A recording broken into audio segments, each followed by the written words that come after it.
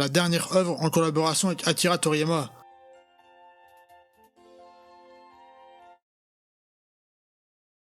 J'ai imaginé l'histoire et les décors ainsi que de nombreux designs. En fait, j'aimais beaucoup plus que d'habitude. J'espère que vous apprécierez tous ces batailles différentes de habituelles, mignonnes, pas être inclus dans la timeline principale au même titre que Dragon Ball Super par exemple. Sinon, des questions s'offrent à nous. Pourquoi Vegeta n'a pas attaqué le SJ3 contre Beerus?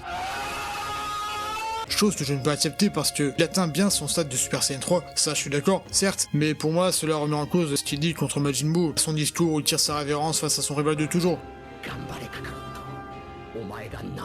Il accepte en quelque sorte qu'il est meilleur que lui, alors vouloir atteindre ce stade n'est pas très cohérent. Ensuite, on a le cas du SJ4, Goku qui a pris 7 ans avec un corps infatigable pour atteindre le stade du Super Saiyan 3 pendant son séjour dans l'au-delà avec Kaio, et qui nous claque le SJ4 en littéralement 6 mois. Le 4 étant plus gourmand en énergie, je vois mal comment il a pu le développer comme ça.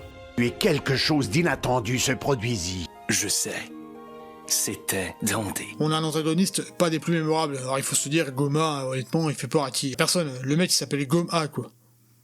Non mais sérieux, j'ai vraiment fait cette blague de merde là à l'instant. En fait, il a juste joué le rôle de Pilaf de Dragon Ball GT. C'est oui.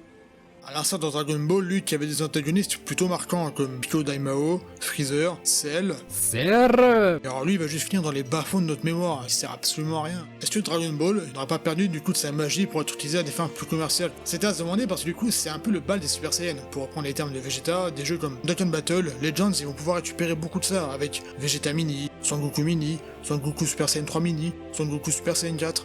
On aperçoit aussi des produits dérivés tels que les figurines de loterie de chez Bankuji. Bon, ça pour le coup c'est pas nouveau, mais les plus gagnants restent tout de même Dragon Ball de Kakarot. Elles sont DLC Daima en 2 parties. Achetez maintenant, et le DLC 6 mois plus tard. C'est cool comme idée quand même, super. J'adore. Et Sparking Zero qui aura d'ailleurs sa vidéo bientôt. Il faut se dire, le scénario de Daima c'était pas l'un des plus grands.